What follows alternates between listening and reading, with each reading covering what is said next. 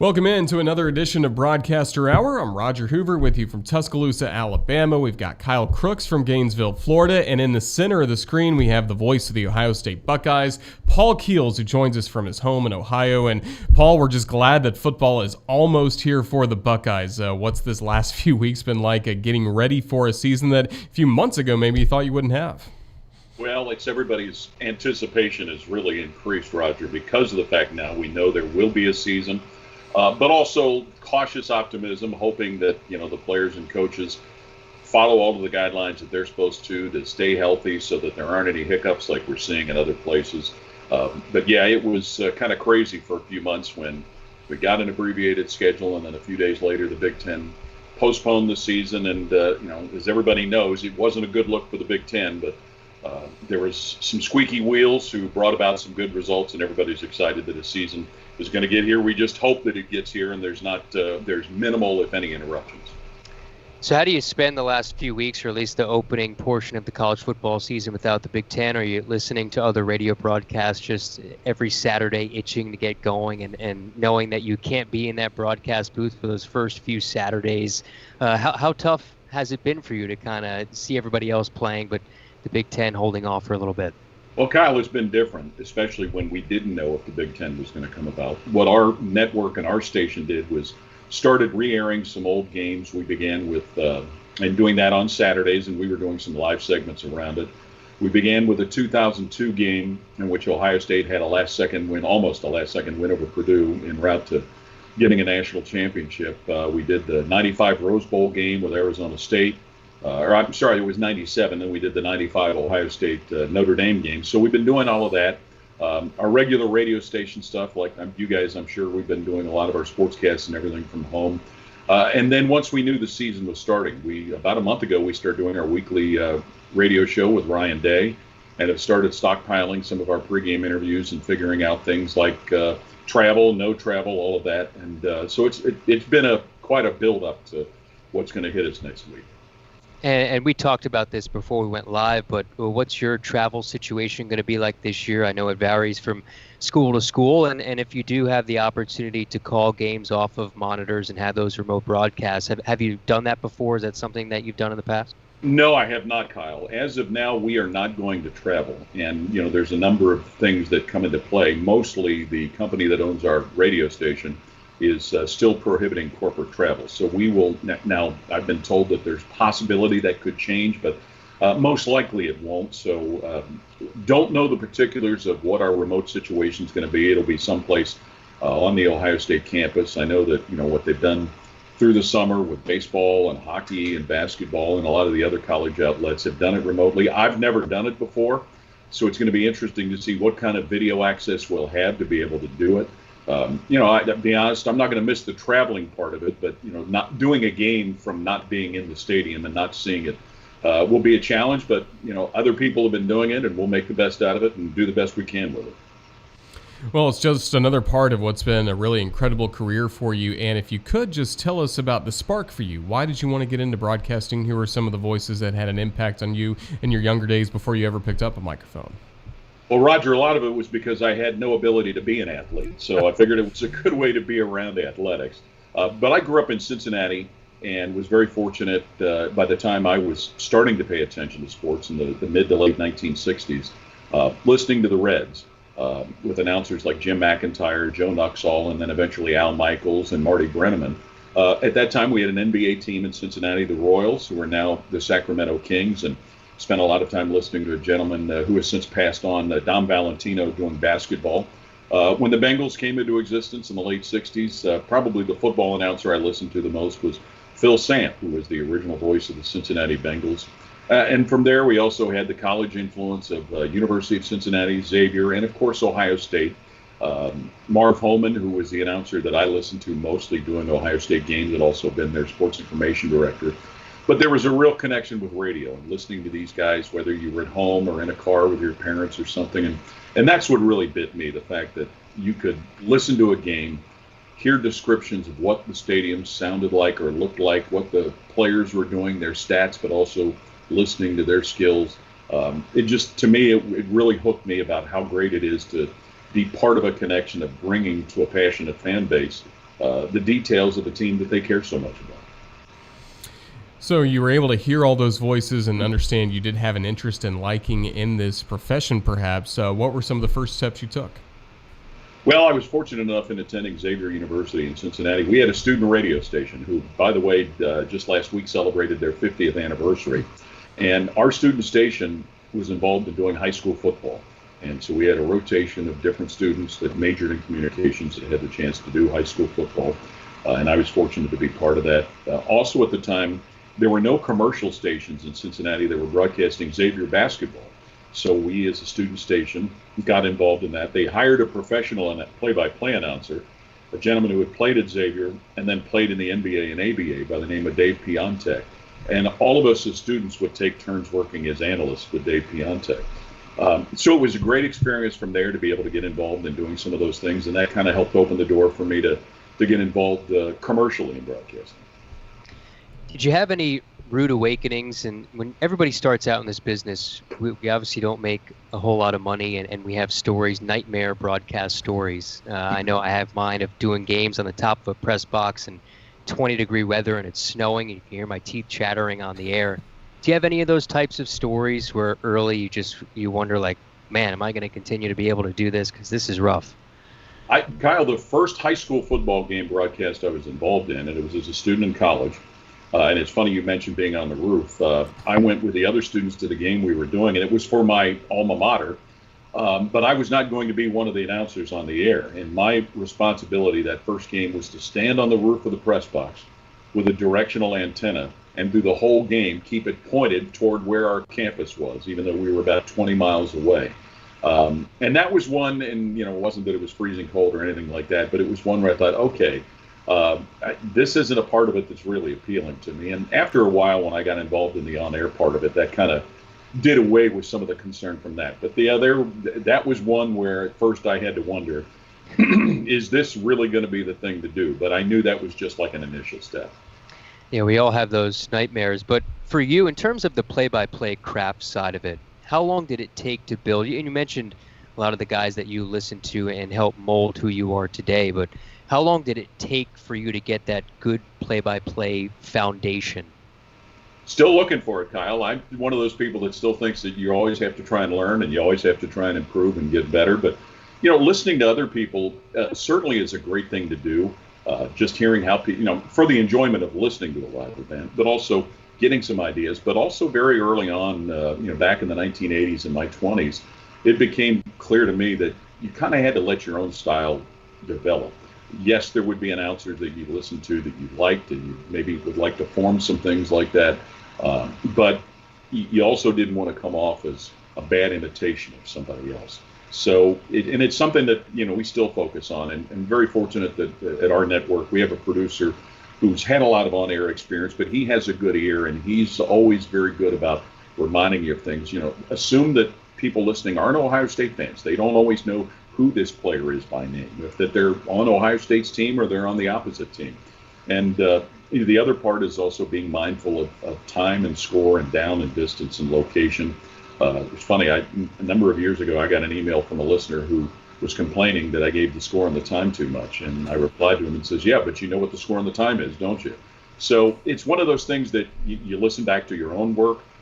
Everybody's always their own worst critic, but you try and listen to it with a critiquing ear, but also a constructive ear, and how you can improve. But it also does help listening to other people just to see how they approach things. And you try and throw it all together and hope that it comes out with, what's a good product. For you, you'd been able to do some nice things in Cincinnati with your time at Xavier and then even time at WLW as a reporter, but then sometimes you have to make a move and to start moving up in the business, and for you that move was Detroit. What were some of the big things that happened once you got to Detroit that allowed you to have some great experience in Michigan? And it was, Roger, an exciting thing that had happened, and it kind of came out of the blue. I was contacted by the folks at WJR Radio in Detroit, and at that time I was all of maybe 23 years old, 24 years old. And to go to a great sports market like that, a great media market, was exciting and, kind of overwhelming at first. I didn't realize how it would be, but, a lot of great broadcast talent at a lot of different stations, not just sportscasters, but a lot of other people. And And I was very fortunate also when I got hired at WJR. Oh, by the way, they said, we need somebody to do the Detroit Pistons. Would you be willing to do that? And it was a program. It was a basketball team that was coming off of some terrible seasons. It was the first full year after they had fired Dick Vitale, and they were one of the worst teams in the league. Although they led the league that year in forcing turnovers and steals, so it was fun watching a team play hard, but wasn't a terribly gifted team. And that was a great experience to kind of get started in things. And then a year later, I changed stations. WJR was going to eventually give up the rights for the Pistons, so I switched and went across the street to WWJ, which was an all-news radio station and a CBS affiliate, and one of 5 stations in the Detroit area that broadcast University of Michigan football and basketball. The AD at Michigan at the time, Don Canham, let pretty much anybody who wanted to do it because he would collect rights fees from all of these groups. So there wasn't just one set of announcers. There were 5 for football and 3 for basketball. And did that for 6 years up until an ownership change left a lot of us out of work. But it was really an exciting experience to go to Detroit. And it was at a time where the automobile industry was struggling in the early 80s in the recession, and seeing some of the struggles individually that people went through, but to work with some great talent, to see some great teams. I was fortunate to be there the year that the Tigers won the World Series in '84. It really was a great experience, but some wonderfully talented people that I had a chance to work with and to be around. Curious about your time doing Michigan games in the 80s, and you mentioned those 5 different rights holders. Now, it's all just one big network, a lot of it under the Learfield IMG College brand like we are. But how did you try to make your broadcast stand out when you're knowing that there are 4 other Michigan broadcasts? And then what was your access like around the program, knowing that you had all these competitors as well that were trying to be the voice of the Wolverines in their own right? Well, the access was pretty limited. And a lot of it because, our station in Detroit was an hour away. And so there were some limitations because of that. But, they, other than former players who worked as analysts, you really didn't have a lot of access other than the weekly press meeting that Bo Schembechler would have as the football coach. It was a little different with basketball. But the station I worked for, again, it was an all-news radio station. And our approach was to pretty much play it right down the middle, to, not get overly excited, overly emotional. The general manager that hired me knew I was from Ohio, knew that my mother was an Ohio State graduate, and he said that basically had worded to me, that gives us and gives you the kind of approach we want. The competitor station that we had in Detroit had a wonderful gentleman by the name of Bob Ufer, who had done Michigan's games for a long time. Bob was known for, screaming and yelling when they did well, crying and reading poetry when they would lose football games. And so our approach was to be different to that, almost like a neutral network broadcast. And that made it very enjoyable to be able to do it that way. And I'm interested because you get to the NBA, you get to do the Pistons there for a year at a very young age. What is it like? Because we've had Chip Carey on this podcast as well, and he had a similar situation where I believe he was, Roger, 23 years old when he was with the Orlando Magic. So being that young and being in a league with so many experienced guys, what was that like? It was different because I was the same age as some of the players, especially guys that were rookies or maybe in their first year. And in some ways, it allowed me to get traveling with them. It allowed me to get to know some of those guys a little bit more maybe than what would happen with a wide age difference. But it also was a reminder of how little I knew, just as far as things like traveling, how to go about doing things in an efficient way. It was very interesting, and I thought that, this is great. This will be a great run. Basketball was something that I really was attached to, but then realized even before the season was over, it was probably going to be just for 1 year. But really enjoyed it, and I'd made a few efforts at trying to see about getting back into NBA situations, but none of them had ever happened in the future years. But it was something, and actually, as we're sitting here talking, I have a framed Detroit Pistons jersey that one of the players gave me, his away jersey, hanging on the wall here at the end of this season. And just for 1 year doing it, it really makes me think very nicely, being able to travel around the country to places that I had never been, to see some of the old historic arenas. The crazy thing was, though, guys, that at that time, there were only about 10 or 12 games that were done on TV. And anytime the games were on TV, we didn't do them on radio. So because of that, I never got to see the old Boston Garden. I never got to see the LA Forum. So there were some games that I didn't get to call because of that. But it is something when I think back and think of some of the guys who were on that team: Kent Benson, Larry Drew, who's been a head coach in the NBA, Paul McKeskey, Bob McAdoo for a time was on that team, and Don Chaney, who had just retired from playing in the NBA, was an assistant coach. Scotty Robertson was the head coach. So it was it really was a great thing for a young kid to be dropped into something like that.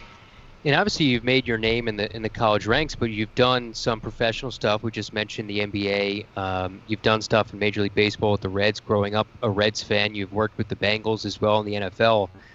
Once you get to Ohio State and you get to that spot, even before that, did you ever think that you wanted to take that professional route as opposed to the college sports route? Well, Kyle, I did have a couple of opportunities to interview for some Major League Baseball jobs, and they did not happen. And I think everybody that gets in this from a radio perspective would like to get involved with baseball just because of the magnetism that sport has with radio. So I was fortunate to have a couple of interviews with a couple of different teams, but none of them went anywhere. At one point, I was a finalist for one team and was just thrilled to even be considered. The Bengals situation kind of came out of the blue. I had returned back to Cincinnati after having been in Detroit and Washington, D.C., and was at WLW doing University of Cincinnati football and basketball. And the Bengals job opened. A gentleman who was doing the game had left to take a TV job in another market. Since I was already there at the radio station, it was an easy fit. So in 1996, I got to do the Bengals for 1 year on radio.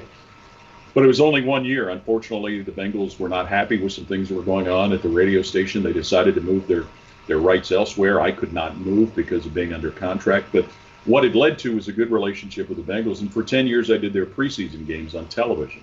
So that was an enjoyable thing. And quite honestly, I've told a few people in the past, but had the Bengals situation continued, and I continued to do that for one of my hometown teams, it's very possible I might not have considered taking the Ohio State job when it came up. The Reds situation was kind of an off and on thing. I had filled in and done some games on radio in the late 1990s, and then in 2010, and what the Reds had, and they still have, they have a situation in television where they use two different play-by-play announcers. And one of the gentlemen who'd been doing it, George Grand, had retired. Tom Brenneman was the main TV announcer, and they needed somebody else to do a handful of the games that Tom would not do. I was fortunate to be able to do that in 2010, do about 50 games. But the issue came because late in the season in September, and because Tom at the time was doing NFL football, and the people with Reds and Fox Sports Ohio knew that my Ohio State job was my priority.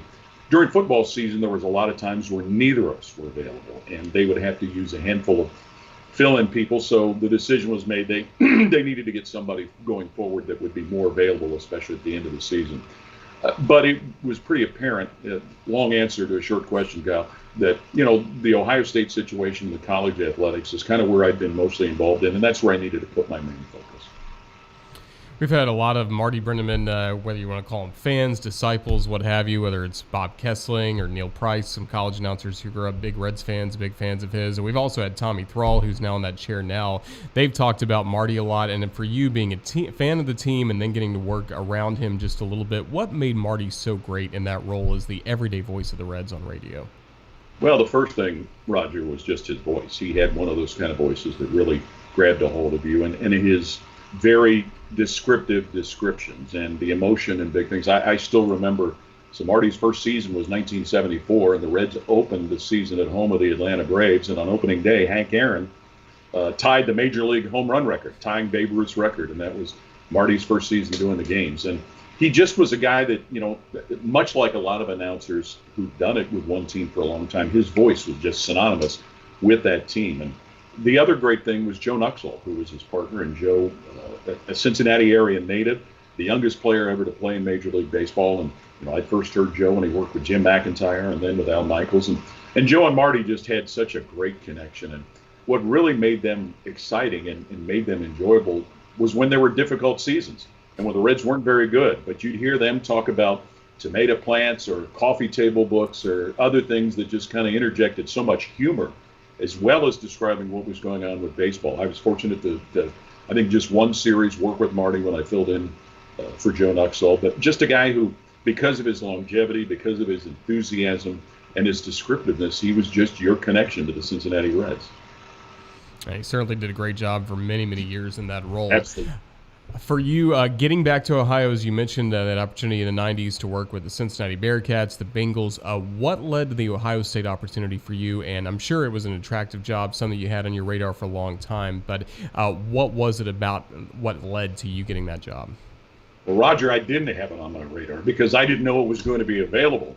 I had just finished in the situation where had lost out on the opportunity to do the Bengals, had interviewed with a Major League Baseball team. That didn't happen. So the thought was, okay, here you are. And I was thrilled to be back in my hometown of Cincinnati with family and friends and all of that. So, okay, so here's where you put your focus. You hunker down and you do what you're doing with the Cincinnati Bearcats. There was some hope that the Bengals opportunity might eventually circle around.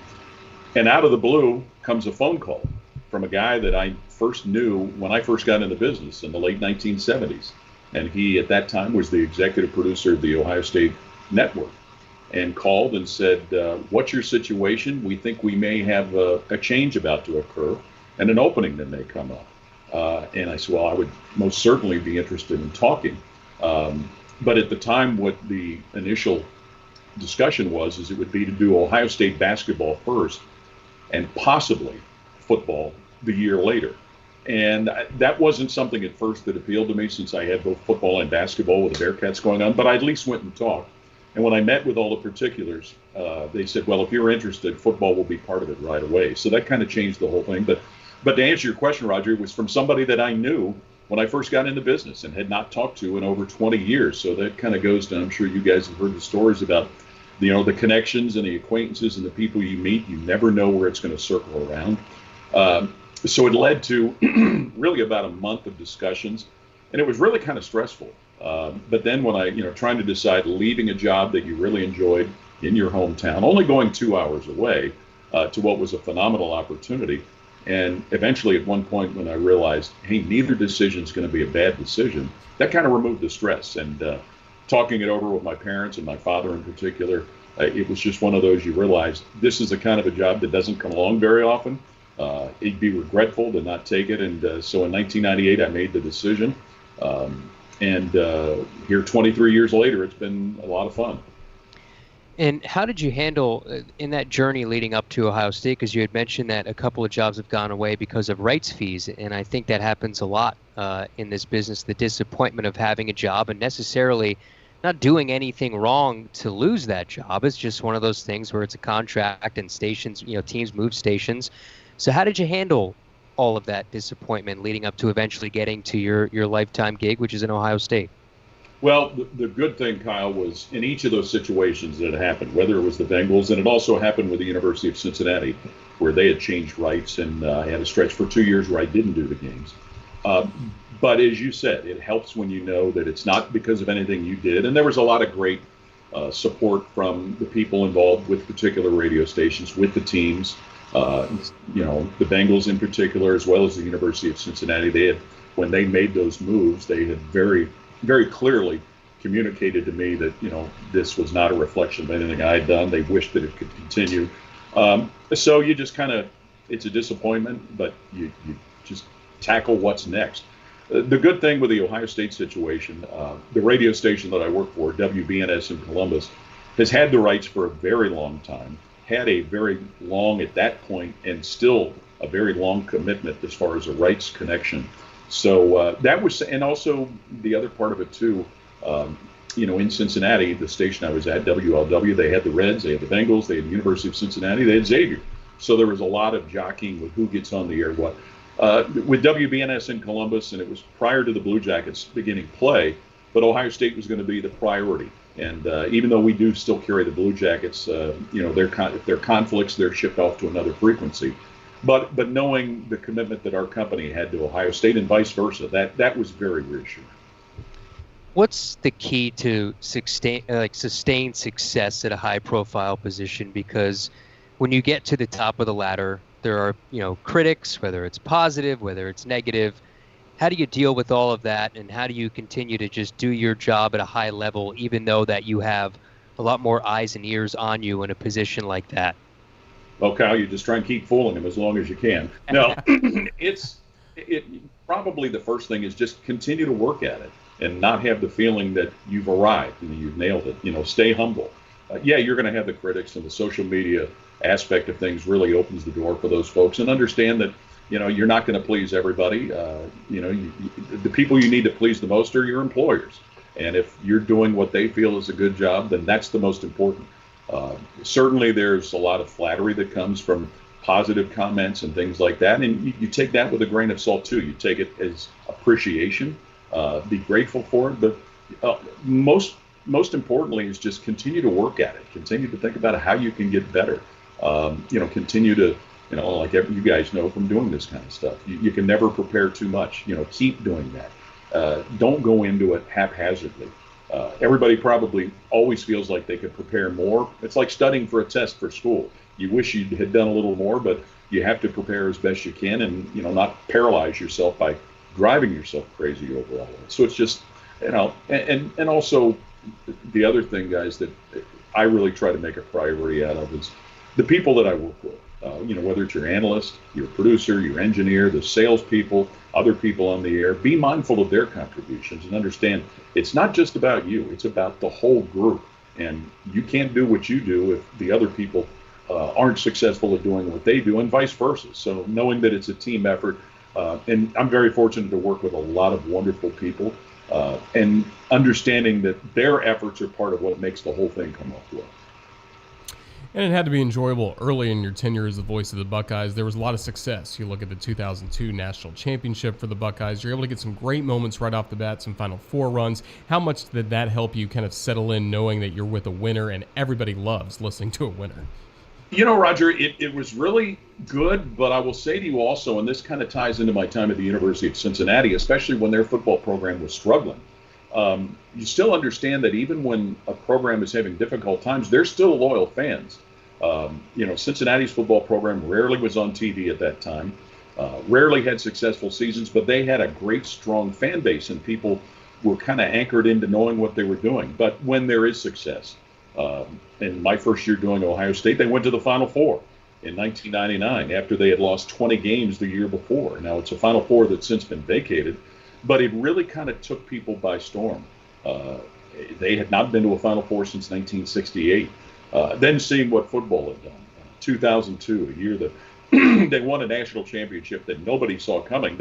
Everybody thought the next year would be the year they might contend for one. But to see some of that excitement, to see the great achievements of these players and these coaches, 2 national championships during the course of this time, 2 more Final Fours under Thad Matta, and really another team that probably was his best shot at winning a national championship that lost in the Sweet 16 in 2011. So those make it enjoyable. It makes it a thrill. But it's also, you have to remember, too, even when seasons aren't going well, there's still people that are listening. There's still people that are fans. And you have to put just as much into it when maybe the season isn't going well. Sometimes maybe more than when it is going well. And then sometimes as well, even when a season's not going well, or sometimes the season can be going well, but there are off-the-field issues that are going on. We've seen that at times with the Urban Meyer era as well as Coach Tressel. How do you try to navigate those relationships, knowing what's weighing down on a coach at that time, but to make sure that when they're with you for a coach's show or an interview, you're keeping things positive for Ohio State? Well, a long time ago, Roger, somebody gave me a piece of advice, and I'm sure you guys have heard it too, is you have to be careful about the relationships you have with the coaches and the athletes that you cover, because there are going to be times where difficult things will happen, whether it's a losing season, whether there's a coaching change, whether, any type of thing like that. So the first thing you have to do is just be mindful of the facts. Also, secondly, try, and especially when you're in a situation like we're in, where you're the rights holder and you're not trying to cover anything up, but you're also not trying to fan the fire either, if that makes any sense to you guys. So in those situations that we've seen, perfect example was, when Jim O'Brien was dismissed as a basketball coach, and there were NCAA rules violations. And Jim was a guy who really made Ohio State basketball meaningful for the first time in a while. But, you had to report and talk about what had gone on. And it was unfortunate to see, not only for him and his coaches, but the players and the other people affected. Same thing when John Cooper was let go.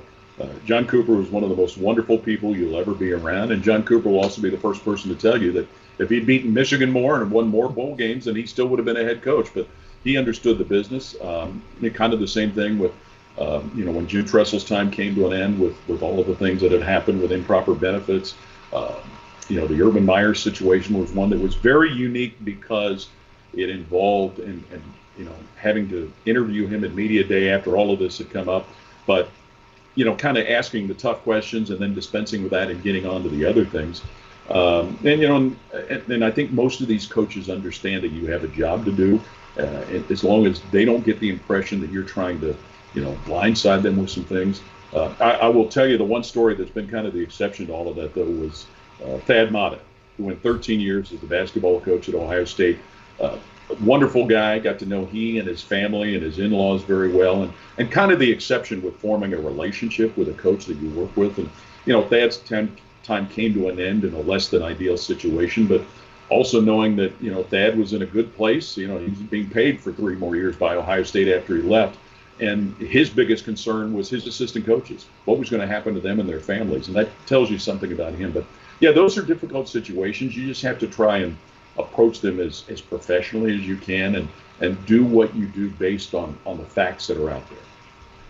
And me being a Florida guy, I'm interested, what was Urban Meyer like in that interview setting, talking with Mick Hubert here at Florida? He said he was a tough guy to interview, he was a tough nut to crack. And of course you have the Nick Sabans of the world at Alabama. What was your experience like with him, and did he make you a better interviewer? Because a guy like that forces you to ask questions and not just give statements. Did he make you better in a way? Well, Kyle, I talked with Mick about that. I mean, a lot of us, when you meet announcers, one of the things you talk about is, hey, what's this coach like to deal with and things like that. And Nick and I talked prior to Ohio State and Florida playing in the national championship game, and I understood the struggles that Nick went through. Urban was difficult here. At first he was good. He understood it, but Urban was a challenge. And one of the things I realized early, it wasn't personal. It wasn't anything about you. But Urban, doing all of the interviews he was contractually obligated to was not his favorite thing to do. We pester these coaches for a lot here, and Urban would grumble about it. But he'd also enough times make it clear, hey, it's not about you. It's just I don't like doing these. And so it was a challenge. A lot of it because Urban would give short answers. But when he answered questions and all of that, he was very forthcoming. The funny part about it, Kyle, is last year, his first year out of coaching at Ohio State, but I'd see him around the facility, and he came up to me one time, and he says, you were such a professional about that, and I didn't make it easy on you, did I? And I just said, nice to see you, Coach. But it probably took more pre-planning for questions for any coach that I've ever had to deal with, mostly because you knew he didn't want to do it, and you had to try and find ways, whether they were questions specific to what was going on or softball questions or off-topic questions, something that would really get him in a mood to want to talk, because it wasn't something that he did very easily.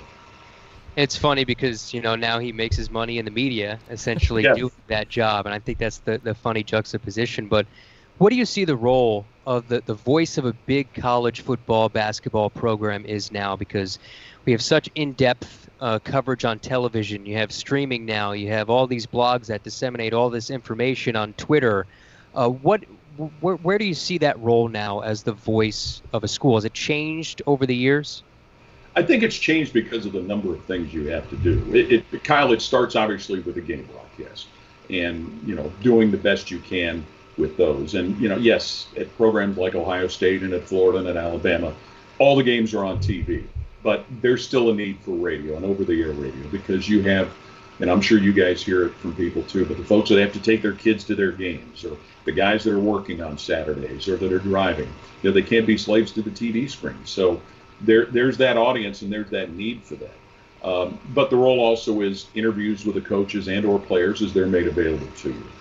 It's also coaches shows, other ancillary programs that you have on your network that tie into those things. There gets to be, some social media responsibilities, whether it's podcasts or things like that. That's not something I've been asked to do a lot of, but I know other guys have. And a lot of it because of the daily responsibilities that I have with our radio station. But it's also if the university wants you to MC an event, if they want you to do this public service announcement, if they want you to record their Hall of Fame inductions. It's a lot of that stuff that comes apart. The Alumni Association, obviously this year they couldn't do a lot of it, but if they have requests to be at events, whether they're in the state of Ohio or outside of the state of Ohio. So it kind of takes in a lot of different things. And, you do, like coaches and athletes, you have to get to the point where you can say no at sometimes because you do want to have a life. But it involves a lot of those things and probably a lot of others, guys, that I'm not even thinking about. Well, for you, getting ready for an Ohio State football game, and you've got Nebraska coming up next week, can you just kind of take us through your week of preparation, getting ready for Saturday, and what's most important to you to make sure you have ready to go for Saturday?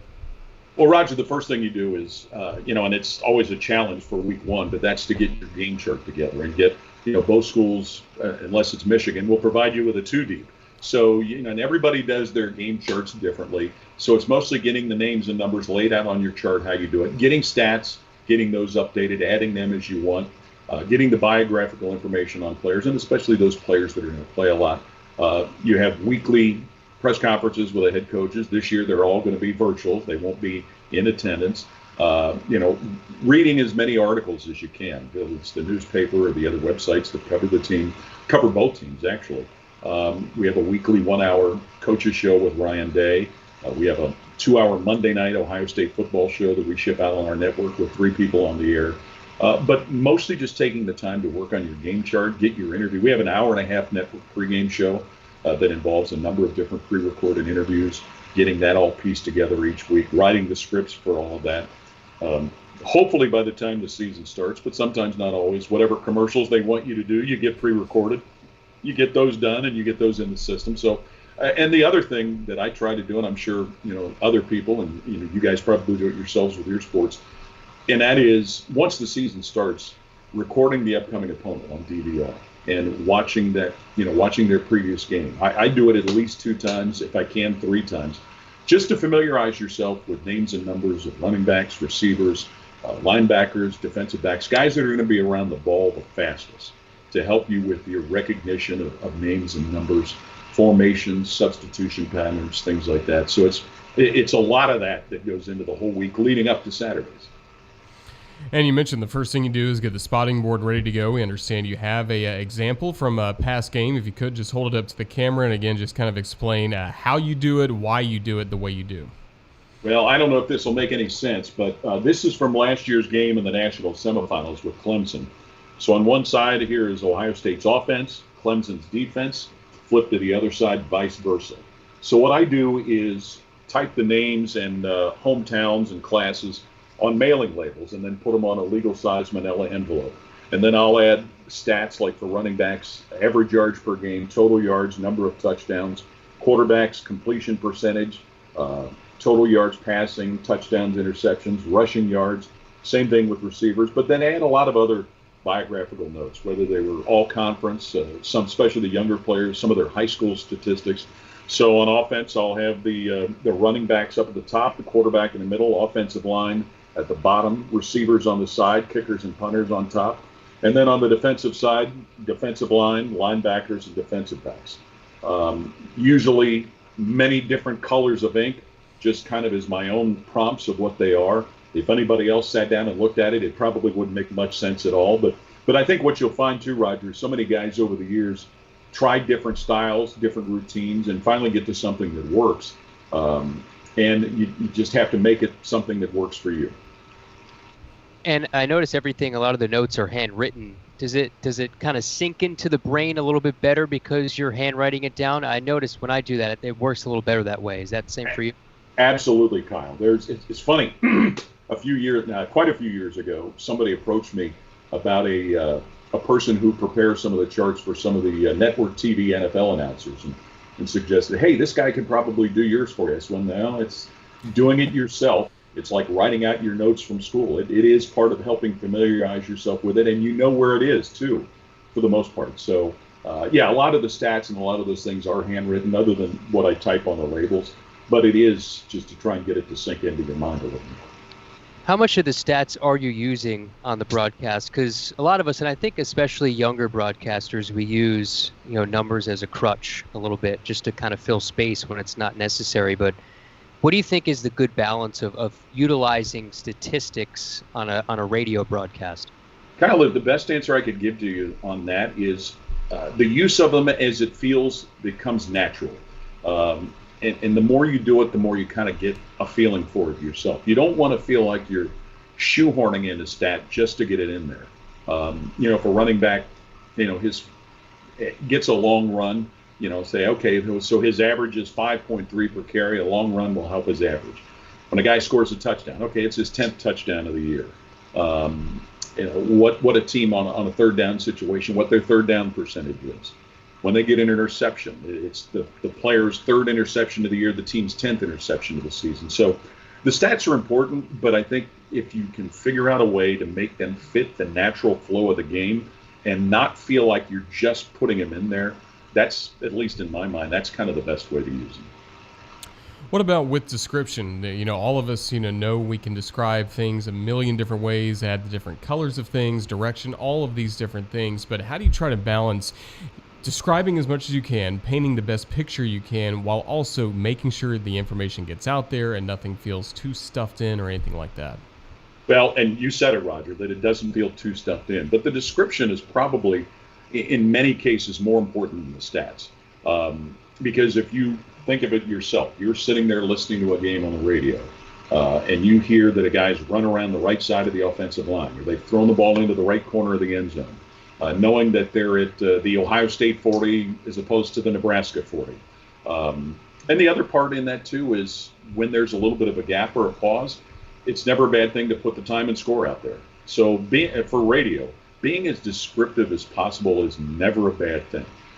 Describing the uniform colors, describing when there are fans, what the fans are reacting like, what the weather's like, what the stadium looks like. Those are just kind of the key pieces on radio that can never be overdone. And I'm anal when it comes to, right side of the court, left side of the court, top of the key, goes around the right side of the line, near the 50-yard line. Those are the things that, just in my mind, I'm always listening for as a fan listening to games, and try to translate that into how we approach doing the games. So kind of with that in mind as well, especially on radio where time and score is the most important thing, painting the picture right after that. Then there's the analyst, and a lot of fans do want to hear your analyst on football and basketball. How do you make sure they get enough time in to where they're not taking away from the fundamentals of radio play-by-play that you feel like are important? Try to be as concise as possible when a play ends. So that when the play is done and you identify the tackler, if you can identify the yard line, then that opens the door for the analyst. And conversely, then they have to also be mindful of, okay, as a team is getting ready to go to the line of scrimmage, that they give you the time to set the formation, give the down and distance again, and things like that. So always trying to think about making sure to, on a particular play, whether it's football or basketball, to wrap it as quickly as possible to give the analyst the opportunity to do their thing. And you obviously do more fast-paced sports, football and basketball, and it's a different skill set than baseball. And for me, especially starting out, I would tend to kind of ramp up my pace a little bit too much, and I think that's the biggest thing young broadcasters do, is we tend to go a million miles a minute. Do you have any tricks in trying to slow yourself down in calling fast-paced sports? Interesting question, Kyle. I've never thought of that. And I know a lot of it is just excitement about doing what you're doing, especially when it's a big game or a big stakes game. The only thing to suggest is just kind of mentally get yourself focused on all the things we've been just talking about. And that is, okay, you want to be as sharp as you can about identifying the players. You want to still be thinking about giving down and distance, giving the time, all of that stuff, giving the score. And once the game gets going, immerse yourself into the descriptive parts and the broadcasting part of it. To try to, not ignore the importance of a big game or something like that, but it kind of comes into the category of when you stop being a fan. It's great when I can sit here at home and be a fan of my favorite hometown teams and watch them, and I can holler and yell and throw stuff at the TV or something like that. But you have to kind of get yourself in a different mental place. Even though these teams you're broadcasting for, you want to see them do well. You want to see them have success. But you're also watching it a little differently than you are at home, one of your favorite teams. So that's maybe the biggest suggestion, the biggest thought, Kyle, that I could have when it comes to that. We talked a lot about football play-by-play, but for you, when you're locked in doing basketball, what makes for great basketball on the radio? Being able to keep up with the play, being able to identify the players quickly on the fly. And you guys have listened to basketball games also. Sometimes you'll hear when something's happened, whether it's a crowd reaction or something, and maybe an announcer isn't quite up to pace with all of it. And that's the thing you want to avoid. It's easy to have happen with a sport that goes at that kind of pace. That's why I have great appreciation for hockey announcers. And I don't understand the sport well enough to do it. But for basketball, just being able to keep up with the pace. And sometimes it doesn't involve having to always describe every pass or every dribble or all of that, because you also want to give space for your analysts too. But just being able to keep up with the pace and keep up with the other visual audible trappings, I should say. The crowd noise when a basket gets made or a shot gets blocked or a steal. That's probably what makes it really, really good. And at Ohio State, is your spot a little elevated? You're not exactly courtside. Or do you like having that kind of elevated vision? I did a game at Penn State last year where I kind of liked being a little higher up and kind of seeing the full picture that way. I do, Roger, and here's why. As you've seen in a lot of arenas now, they are putting radio announcers on the floor next to benches sometimes. And if you're next to a team bench, you've got coaches, players, officials that get in your way. Now, if you're going to be on the floor and they can put you outside of where the TV announcers are, that's an ideal spot. So what we did probably maybe 17 years ago at Ohio State, we started on the floor when this building opened, but we were at the scorer's table near the bench, and we asked them to move us up. So we're about 25 rows off the floor. We're kind of parallel with one of the backboards, but we've got more space to work. You've got unblocked vision of what's going on. And I know that, Bob Kessling and before him, John Ward at Tennessee, they were known for the elevated spot. Minnesota has done that also. Penn State, you mentioned. The one thing about Penn State, you got to make sure you bring your own light because it's a little dark up there. Yes. But I do like the elevated spot. If you're, like 10 to 20 rows up, I wish the NCAA tournament would do that because it does give you unencumbered view of what's going on in the court. And you'd much rather have that than be down like at the foul line or below, because what happens there sometimes, if the ball gets in the opposite corner from where you are, in the short corner, it's hard to see because of the bodies you have to look through sometimes. So, but we're about 25 rows up and gives us plenty of space to work with. It's unfortunate, though, that radio sometimes, not only at the collegiate level for basketball, but from what I understand, the NBA, they're really giving you some very undesirable positions. But, what we've seen now, some of the places, they're putting you in a corner up off the floor. And that takes a little adjustment. It's not the worst thing in the world. I would much rather do that than be next to a bench where you have players and coaches in your way. And speaking of kind of vision as you're calling the sports, I'm curious what you do for football play-by-play. Do you use binoculars as you're calling the game? Or I know some announcers will use binoculars. They see a pass, they put the binoculars down, look back at the field of play. How do you kind of go through your normal football calling? Is it a lot of binocular use or a monitor or anything like that? Well, Roger, it's changed over recent years, and it's a lot of binocular use now. But I have to give credit because I was made aware first through Tony Caridi at West Virginia and then Dan Horde at the University of Cincinnati of these Bushnell wide-angle binoculars that a lot of other guys now have started using. And you can use that as a play is going on and get a wide angle of the field. I really struggled with having to do that at first, thinking about doing it. But using these binoculars makes a big difference. It's also very much in need in Columbus. The press box we have at Ohio State is very, very high. One of the highest that you'll probably ever be at. But we're in a great spot between the 40s. There are some places now where the locations aren't ideal. A lot of the NFL stadiums, the newer ones, they're putting you in the corner of the end zone. But the wide-angle binoculars make it easier. Not easy, but easier to have them up on your eyes as a play is going on and being able to see a wide angle of the field.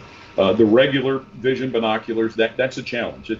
I used to use those mostly just to check for substitutions and things like that. But with the wide angle binoculars, it's made it considerably easier.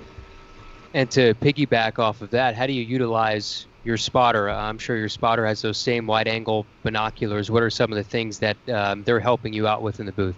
Well, I'm going to miss my spotter this year. We're not going to be able to have our spotter because of the restrictions that press boxes are having and everything. But what I use the spotter for is for defense, to watch for tackles, to help me with tackles, interceptions. And I'm very fortunate. The spotter I use is a cousin of mine here in Columbus who was a a defensive lineman in college. He played at Otterbein College here in Columbus, so he's kind of got a knack for watching for all of that. So, I know some people use them for offense and all of that, but I use a spotter just for defense, just for tackles. But what these wide-angle binoculars have helped do, probably 80 to 85% of the time, I can spot who it is just as quickly as the spotter does. And we talked a lot about preparation and especially leading up to a game, but I feel like there's a lot of nuggets you can get day of, from when you see the visiting radio guy or when you see the TV people or you see somebody down on the field. How much information collection are you doing day of game? I know you have to do a pregame show, so you can't be out and about and doing a million things, but are you talking to a lot of people on the day of the game at the stadium? Absolutely, Kyle. We usually, the day of the game, in normal circumstances, it probably won't happen this year, but we'll do an interview with the opposing radio announcer, and that's a good person to get some information from. The sports information director, not only from Ohio State and his assistants, but also of the opposing team, generally are helpful with notifying you about things like if there are number changes, issues with duplicate numbers, players that maybe aren't on the travel roster, who aren't playing because of injury or whatever. So that's very important to try and get. Sometimes you don't get much. Sometimes you don't need much. But the day of the game, now we're also kind of limited too because we're on the air an hour and a half before kickoff. But the day of the game, you can solicit a fair amount of information. Sometimes there isn't a need for it, but you don't know that until you talk to some of those folks. Of course, all of us use our voice, and we all have a God-given voice, and for you, it's one that is instantly recognizable and strong. How do you make sure you continue to have good voice health as you go throughout the season, especially when it's football and cold weather, you got the window open, then you're right back into a basketball game the next day? How important is voice health for you, and what have you learned about voice health over the years? Well, thank you for the nice comments, Roger. One of the things that I had to give up cigars. I used to, during the summer, maybe once a weekend, have a cigar. I, for the most part, have given those up. But, a number of years ago, I had an ear, nose, and throat doctor that I met with, and he said it's kind of like a pitcher in his arm. You need to learn to rest your voice. More than anything, just not talking. Because and he said that you'd be surprised. Announcers are not the people that he had as his biggest customers. It was teachers who were doing a lot of talking all day. But the advice was always rest your voice when you can. Don't always talk. When you live alone, that helps a lot. You don't really have anybody to talk to, and that's not a bad thing. But it more than anything, it's just resting it. It's all of the things that people would normally do. Also being mindful, if you start to feel like you've got something coming, do whatever works for you as far as whether it's medication, cough drops, steam, sauna. The YMCA I belong to has a fantastic steam room, so I always try and make use of that a lot. The month of November is where it can be a challenge when you have the overlap of football and basketball. Fortunately, the folks at the radio station that I work for, they're at that time of year, they're pretty good about absolving me from not all, but some of the daily things that I have to do as far as top of the hour sportscasts and things like that when it gets to be that time of year. But the biggest thing is, learn whatever trick works for you, whether it's hot tea and honey and lemon or all of that. But the biggest thing is just at times resting your voice. Yeah, what are some of those tricks? What do you like to have, like, as a beverage beside you during a game? Any foods you try to avoid on game day? Anything like that that's kind of your go-tos for game day? Boy, if I avoided a lot of that food, I'd probably shed the 20 pounds I'd like to. No, and more than anything, Roger, what I try to do is, have water there. But the thing I try to do is not have too much of anything to drink, especially once we go on the air, to limit the call of nature. One of the first things we do when we go to a press box or an arena that we've not been to is find out where's the closest bathroom, because your time is limited when you can do that. So nothing particular. I'm a coffee drinker, but try not to get crazy with that. The tea and honey has not been something that I've been drawn to an awful lot, but I know it does work for some people. There's a lot of wives' tales about that. I've heard one of my coworkers has told me that she knows that getting Dr. Pepper and heating it up in a saucepan and drinking it warm like that can be something that I've not tried it. I don't know. But there's not anything I really try to particularly avoid. What I try to avoid, especially when it's close to going on the air, is drinking a whole lot of anything. And I'm interested, too, away from the beverages, but just the relationship with the fans, the Ohio State fans. Being a voice of a big program for so long, like, can you go to the grocery store without somebody saying, like, hey, Paul, what do you think about the game this weekend? Or what do you think about our basketball team coming up? Is that something that happens a lot to you? Kyle, it surprises me when it does. I forget the little bit of exposure from having done a few things on TV adds to that. But also when you start speaking to somebody, they recognize your voice. And folks are most always very flattering and very complimentary. But it still catches me off guard and surprises me. And I'm one of those, I don't like to draw the attention to myself a lot. So usually what I'll try to do is start talking to them about themselves. And, so what do you do? And things like that. And, where do you live? What's your family situation? But it is flattering, and it's very nice that people do that. Final question for me, your favorite football road vantage point in the Big Ten, and then we'll do it for football and basketball. What do you got? Football on the road, I would probably say, now there's a number of factors that go into this. So as far as location, view, but also size, meaning the amount of booth, because we have 5 people in our booth during the course of the game. We won't have that this year. I would say that there are 2 of them, and that would be Michigan. And Michigan did a great job when they remodeled their press box. They used their radio engineer to help design some of those. And Minnesota, their new stadium in Minneapolis, which is, we don't go there very often, but those are probably the 2 as far as size of booth, vantage point, things like that are probably the 2 best. In basketball, as far as on the road, I would say Indiana. Indiana's another one that's a little elevated, about maybe 15 rows off the floor. Now it's tight, and we have 3 people in our basketball crew, but Indiana is probably the best vantage point. It used to be Iowa, but they moved everybody to the floor. The Penn State vantage point, and you mentioned it, Roger, that one is not bad. Again, it's dark, so you have to bring your own light, but overall, I would probably say Indiana.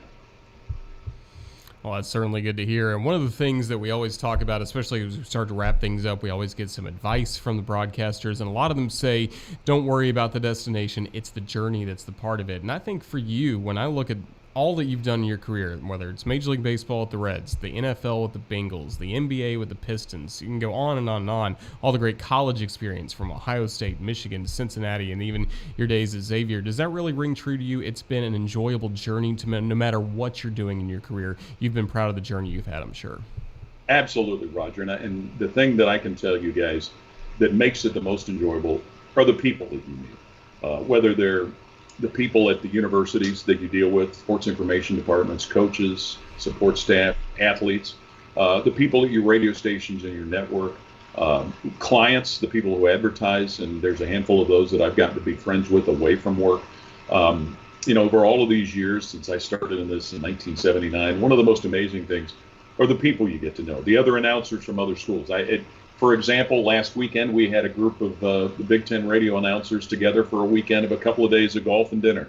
And it was just incredibly wonderful. But, whether it's the announcers in the Big Ten, whether it's people like Eli Golden, Chris Stewart, Mick Hubert, whether it's guys like Wes Durham for the Atlanta Falcons and the ACC, just some of the wonderful people you get to know. I've been fortunate to have great relationships with some of the salespeople at our stations and our networks. People at stations that I've worked with in the past that I still stay in touch with. And it is, as you've said, Roger, it's the journey, but it's the people you come across that you really enjoy, you learn from, but you enjoy being around them and you become friends with them outside of it.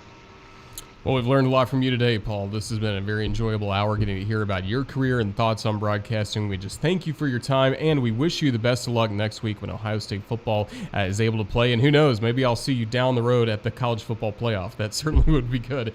Maybe Kyle, too. Maybe the Gators will sneak back in there after their brutal loss to A&M.